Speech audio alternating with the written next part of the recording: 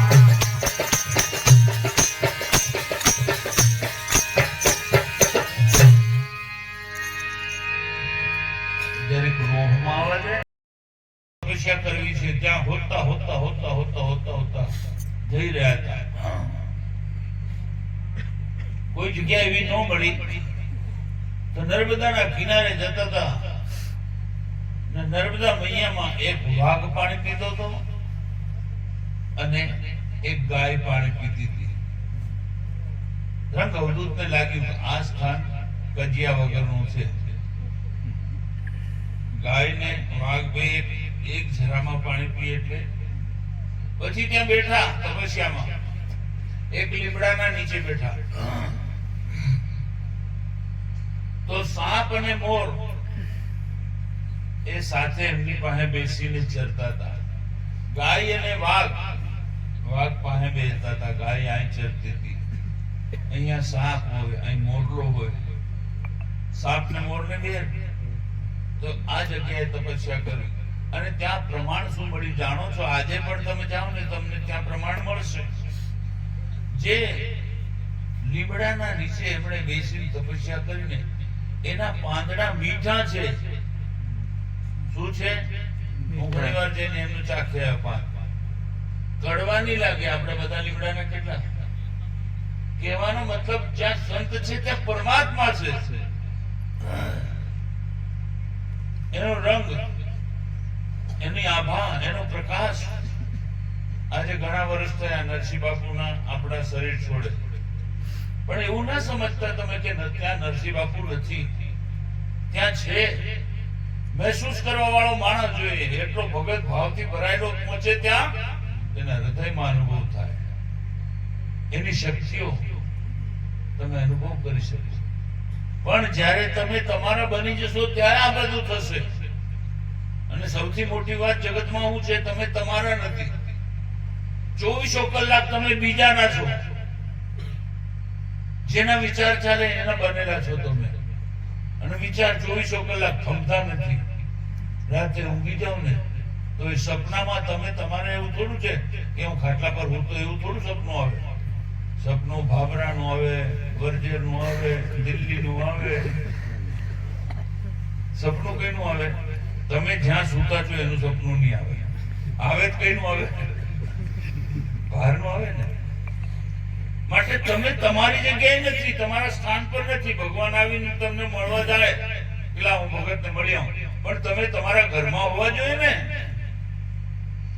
તમે બહાર રખડતા હોય, વરજેરમાં, ભાભરામાં, ભજીયા ખાતા હોય તો ભગવાન શું કરે? વળી મળીને પાછો જતો રહે. કયા રૂપમાં પરમાત્મા આવશે તમે જાણો છો? કોઈ રૂપમાં નહીં. એક ભગતને કીધું રાતે હમણાંમાં હું તારે ત્યાં આવી કાલે ખાવા આવે. ભગત તો ખૂબ ભાવથી ભરાઈ અને સરસ જમવાનું બનાવીને એટલા એક કોળીઓ સવારમાં આવ્યો 9-10 વાગે કે મને 2 દાડાનો ભૂખો છું, મને હાલ દે, કંઈક મને ખાવાનું હાલ દે.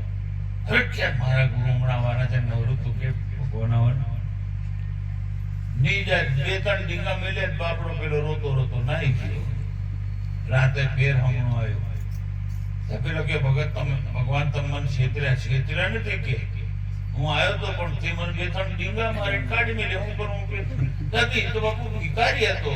કે ભિખારી હું જ હતો, બીજું કોઈ નહીં. દયા બાપુ દયા કરો, દયા કરો. એક વખત પાછા હાર તો કે કાલે આવું છું. બીજે દાડે જમવાનું તૈયાર કરીને રાહ દેખે એકદમ ખાડું કૂતરું આવ્યું, કોથી ભરાયેલું હોય, વાળની હોય ચામડામાં ખાયેલું. વળી વળીને એના દરવાજે કરે, વળી વળી જાય કે આ ખાયલા કડનની ભોણું ભગવાન આવે થઈ જાય. નીકળ્યું તો 200-400 ડીંગા કૂટીને કાવું કાવું કાવું કાવું કરું મેલી આવી બીજે ડુંગરે. ભગવાનની રાહ દેખીએ. ભગવાન હાંજ સુધી નહીં આયા. ફેર રાતે સપનામાં કે ભગવાન તમે કે નહીં આયા? કે હું આવ્યો તો કૂતરાનું રૂપ લઈને. હું હતો કે તો મને માણસમાં ક્યાં દેખે? હું તો જેટલા તમારા રૂપ છે બધા એ મારા રૂપ છે. ભગવાન કનૈયાએ ગીતાજીની અંદર કીધું છે ભૂત માત્રની અંદર હું છું, હું વસું છું. જીવ માત્ર, આત્મા માત્રમાં પરમાત્માનો વાસ છે. એવા પરમાત્માને ઓળખવા માટે તમે ઉચ્ચ ભાવ બનાવો, ઉચ્ચ વિચાર લઈને આવો. બસ બિન માંગે મોતી મિલે, માંગે મિલે ને ભીખ. તમારે કઈ માંગવું નહીં પડે, તમારી ઝોળી ભરાઈ જશે. આ સેવાનંદનું વચન છે. પણ એટલી તૈયારી કરીને આવો. એક દિવસ મોત આવશે, સ્મશાનની અંદર લઈ જઈને શરીરને ધીકાઈ નાખશે, પછી તમારી પાસે શું રહેશે? શેનાથી પ્રાર્થના કરે? જે છે જીવતા જી, મર્યા પછી કાંઈ નહીં. કબીર સાહેબે કીધું છે, આપ મુઆ પીછે ડૂબ ગઈ દુનિયા, પછી આખી દુનિયા ડૂબી જાય છે, કાંઈ નથી. માટે અમને તમને અત્યારના સમયમાં ભગવાને તમને સુંદર શરીર આપ્યું છે. શરીરમાં શક્તિ છે, ઇન્દ્રિયોમાં શક્તિ છે, મનની અંદર શક્તિ છે. કેવલ ગુરુના વચનોને યાદ કરતા જઈને તમારા મનને ભગવાન તરફ વાળવાનું છે. આટલું તમારું કાર્ય છે. ગુરુના વચનને યાદ કરો અને તમારું મન જે બહાર બહિર્મુખી દુનિયાની અંદર સંસારમાં ફરે છે, રખડે છે, એને તમે તમારી જગ્યાએ લાવો, ગુરુની યાદમાં લાવો કે નહીં ભગવાને યાદ કીધું છે, મારા ગુરુએ કીધું છે મંત્રનો જપ કરજે બેટા, તો મને જેટલું બને એટલું યાદ. મને જ્યાં આવે ત્યાં યાદ કરો, એવું નહીં જાજરૂ બેઠા નહીં યાદ કરવાનું. જે એની યાદ આવે કરો. આગળ તમને મેં બતાવ્યું હતું, દુર્વાસા ઋષિ જાજરૂ ગયેલો રામ રામ રામ રામ કરતો તો દુર્વાસાએ લાત મારી પાડી દીધો. સાલા ગંદી જગ્યામાં રામ રામ કરે છે. અને ભગવાનની પાસે મળવા જતો હતો, વૈકુંઠમાં જઈને કૃષ્ણ કનૈયાને મળ્યા તો ભગવાન વિષ્ણુ બેઠા થઈ સૂતા હતા, બેઠા થઈ અને બેહી અને દુર્વાસા ઋષિનો પગ ઊંચો કરી ધીરે ધીરે પોપડવા માંડ્યા. દુર્વાસા કહે છે, બાપુ આ શું કરો તમે? કે ભાઈ મારા છાતીના વાળ જરીક કડક છે અને તને વાગ્યા જ નથી, પેલા છાતીમાં લાત મારી હતી ને. તો કે બાપુ એ તો મેં પેલા જાજરૂ તો કે હું તેના અંદર જ હતો, કે તે લાત મારી તે વખત હું એના અંદર બેઠો હતો. પરમાત્માને ક્યાં શોધવા જાઓ? તમે પરમાત્માના અનુકૂળ પોતાને જીવનને બનાવી દો. ભગવાન આપથી ચાલીને તમારી પાસે આવશે. આપણે ક્યાં શોધવા જઈએ? ભગવાનના અનુકૂળ જીવવામાં જે અનીતિ છે એને છોડો અને આપણા સામાજિક નિયમો છે નીતિના, એ નીતિના પ્રમાણે ચાલો, અનીતિ ના કરો. અહંકારને છોડો. હું જાણકાર છું એ છોડ દો. હું કઈ નથી એવી અવસ્થાની સમજણ તમારા અંદર લાવો. તમે હું કઈ નથી એનો મતલબ તમે મરીને જ જવાના, જે છો એવા ને એવા જ રહેશો, પણ તમારા હુંપણાથી છૂટા થવાનું. તમે તૈયારી કરશો તો ભગવાન તમારી સામે આવશે. કેમ કે ભગવાને કીધું છે, બેઠો બેઠો ગાય તો હું ઉભો થઈને સાંભળું, અને ઉભળો ગાય તો હું નાચું રે. મારા બાંધેલા મારા સંતો છોડાવે, સંતના બાંધ્યા નવ છૂટે રે. ભગવાન તો 84 નો ચક્કરમાં આપણને જન્મ આપી દીધો. કર્મના હિસાબે આપણે 84 ફરવી પડે, પણ આ 84 માં કોઈક સંત સદગુરુ મળી જાય તો ભગવાનની 84 ને પણ તોડીને ને પરમાત્માનો બનાવી દે. એટલી તાકાત સંતો સદગુરુમાં છે. પણ એવા ગુરુની કદર કરશો તો તમારી થશે. બોલો સદગુરુ દેવ કી જય. નિર્મળ વર્ષે મોતી જગમગ જાગે જ્યોતિ, સુરતા સુનમાં સમા જાગે. સુરતા સુનમાં જાગે ત્યારે મૂર્તિ મનોહર લાગે. ખૂબ ધ્યાનથી સાંભળજો. તમારા અંદર ભ્રમ છે એ કાઢી નાખો કે મને ભગવાનના સ્વરૂપ દર્શન થાય. શૂન્યની અંદર દર્શન. ધ્યાનથી સાંભળો. શૂન્યમાં કઈ જ નથી, શૂન્ય છે બિલકુલ. ત્યાં કઈ જ નથી. મંદમ મંદમ પ્રકાશ છે અને ત્યાં દર્શન કીધા છે. બીજી કડીમાં કીધું, કોઈ આત્મ મૂર્તિ જાગે તો ભવની ભાવટ માંગે. તમારી ને મારી આત્મા છે ને ત્યાં છે. પ્રકાશ પણ નથી, અંધકાર પણ નથી, પુણ્ય પણ નથી, પાપ પણ નથી, તારું નથી, મારું નથી. તો આ દ્વંદ બે ખતમ થઈ જાય, ત્યાં એક પ્રગટ થાય. કોઈ વિચાર નહીં, શૂન્ય અવસ્થા. અને અને આ શૂન્ય અવસ્થાની જે આ મહિમા ભક્તિની છે, વિચાર ચાલે એની નહીં, અભ્યાસ એવો થાય તમે કોઈ પ્રેમની અંદર અગાધ પ્રેમની અંદર ડૂબી જાઓ કે અચાનક કોઈ વ્યક્તિ એવી પ્રેમી તમને મળે ને તમારું બોલવાનું ચાલવાનું બધું બંધ થઈ જાય, કેવળ ભેટવાનું, અને તે વખત કોઈ વિચાર નહીં ચાલે. પ્રેમની અંદર સાચો પ્રેમ હોય ત્યાં કોઈ વિચાર નહીં આવે. નકલી પ્રેમમાં 1000 વિચાર આવે. કોક દેખી જાય, કોક પણાનું નીકળું નહીં. સાચો પ્રેમ મેં તમને આગળ પણ કહ્યું હતું, નાગ ને નાગણ પ્રેમ કરીને કારણ કાંઈ દેખાય, બે એકબીજાની અંદર પૂરા ડૂબી જાય. એમ ભક્ત ને ભગવાન, ન ભક્ત રે ન ભગવાન રે, ભક્તિ કેવલ રે.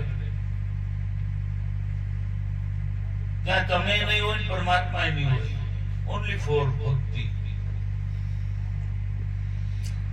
અલગ પુરુષ આરાધે, જેને કોઈ કર્મ નહીં લાગે, પછી કેવલ પરમાત્માના સ્મરણની અંદર તમે ભજનમાં એને યાદ કરતા જઈને જીવો.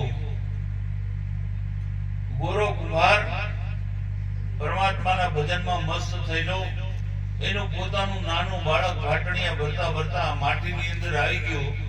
તે પગે પગે ગાર કચરતો તો, માટી કચરતો તો એમાં કચરાઈ માટી ભેળી માટી થઈ ગઈ, જીવતું બાળક.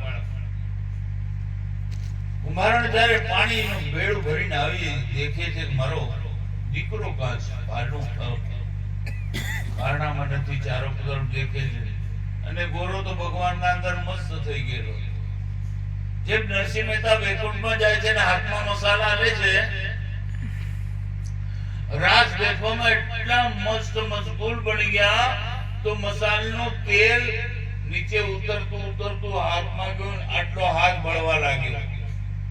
આટલો હાથ બળવા લાગ્યો તો આ સુધી નરસિંહ મહેતાને ખબર નહીં. આ તમારા મનમાં સમાયની આવો શબ્દ છે. એવું તો કઈ બને કે આખો હાથ બળી જાય ત્યાં સુધી નહીં ખબર પડે, નહીં ખબર પડે. એક સુરતા ધ્યાન, ત્યાં મન ખતમ થઈ જાય, વિચાર ખતમ થઈ જાય. ભગવાન કનૈયો રાસ રમતો તો રાસના અંદર દિવ્ય દર્શનની અંદર ભગતે ના રહે, ભગવાન બી ના રહે, દર્શન રહ્યું કેવળ. અને દર્શનમાં હાથ બળી ગયો, ભગવાન એનો હાથ પાછો કર્યો. એમ ગોરો કુંભાર જ્યારે પરમાત્માની યાદમાં એટલો લીન થઈ ગયો, એટલો બધો લીન થઈ ગયો કે પોતાનું બાળક કચેરી કાઢી. પછી ગોરા કુમારે પોતાના 2 હાથ કાપી કાઢ્યા, અને હાથ કાપી કુંભારને કીધું કે આજથી હવે આપણો કોઈ સંસારનો સંભોગ કોઈ નહીં કરીએ, આપણે ભાઈ બહેનની જેમ રહીશું. જ્યારે ભગવાનને આરાધ કર્યો, ભગવાન પ્રગટ થયા અને એના છોકરાને પાછું જીવતું કર્યું. ગોરા કુંભાર કે મારા ધણીને, મારા પ્રભુને તે એક નાના છોરા માટે આટલી દોડ કરીને એને જીવતા કરવા આવું પડ્યું. આજથી તું મારી બેન, ધ્યાનથી સાંભળજો, આજથી તું મારી બેન છે, હવે આપણે ભાઈ બહેનની જેમ રહીશું. રેવા લાગ્યા. હવે પેલી બેને વિચાર કર્યો, કોને? કુંભારણ બેને, કે મારી સાથે તો ઘર સંસાર રાખતા નથી, લાવ હું મારી બેનને પરણાવી લાવું. એમને તૈયાર કરે, એમની નાની બેન હતી, ભક્તાણીની નાની બેન, ત્યાં લઈ ગયા, પરણાવી. અને પછી પેલા વળાવા જાય ને, હાહુ હારા નહીં વળાવે, કે હાહુ વળાવે આવે. જમાઈન કે ભાઈ બેટા, તમે મારી મોટી છોરીને રાખી છે, એમાં નાની છોરી રાખશો. ગોરો કુમાર કે આ મોટી બેન ને આ નાની બેન, હવે તો કે કઈ વાંધો નહીં, નાની બેન નું રાખી.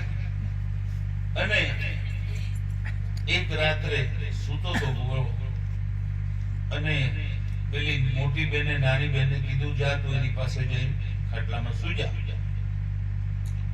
અને પેલી બેન આવીને સૂતી, એના બે હાથ અડ્યા કોના ગોરા કુંભારના, અને સફાળો જાગી ગયો. અરે મારી બેનને હાથ અડી ગયા. તો ઉઠ્યા, કુવાડું લીધું અને એક હાથ કાપી નાખ્યો, બીજો કુવાડા પર મારીને બે હાથ કાપી નાખ્યા.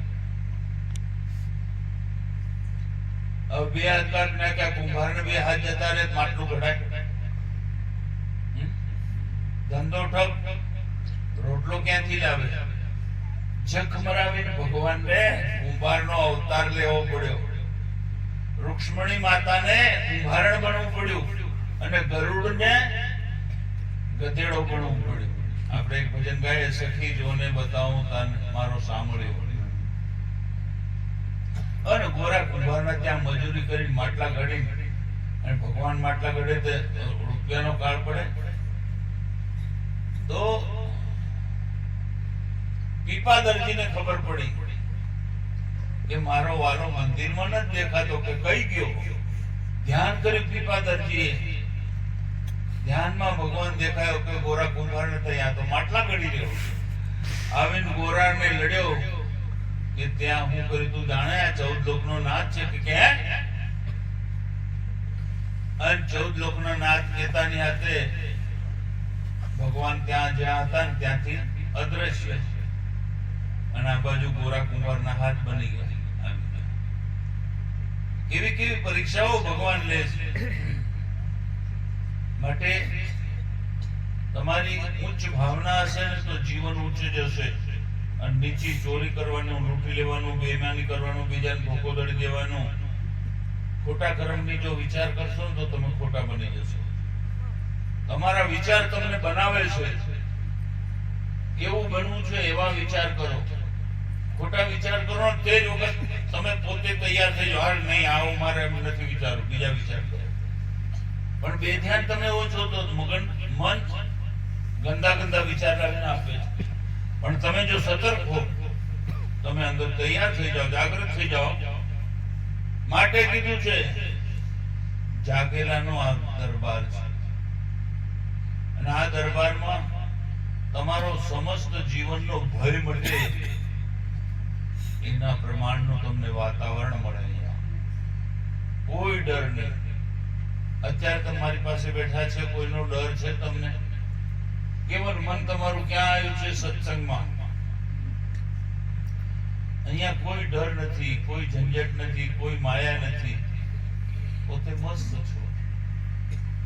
એમ કેટલાય દ્રષ્ટાંતો છે, સત્ય હકીકત છે કે ભગવાન ભક્તના માટે નાચ્યા છે, ભક્તના માટે ભગવાને ઘણું વેચ્યું છે. પણ તમે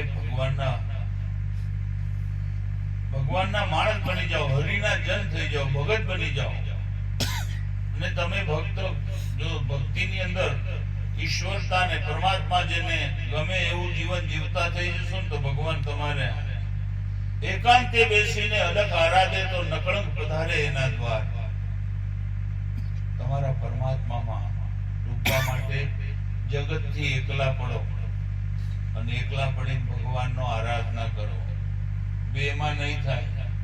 અને તમે કહો હું ઘરના ખૂણામાં એકલો પડે, પણ ત્યાં તમે એકલા નથી, વિચારોથી એકલા પડવાનું છે. ભર બજારની અંદર તમે વિચારોમાંથી હટીને પોતાના અંદર આવી જાઓ તો ત્યાં તમે એકાંત છે તમારા માટે. એ ભક્તિ ને સમજણ તમને સદગુરુ આપે છે. એ લેવી હોય તો લેજો બાપા, નહીં તો આ જીવનનું ગાડું કારે રોકાઈ જાય કઈ ખબર ન પડે.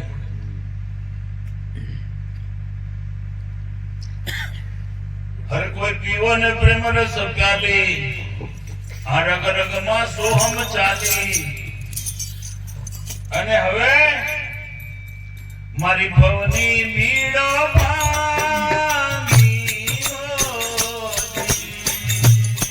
કોઈ પીવો ને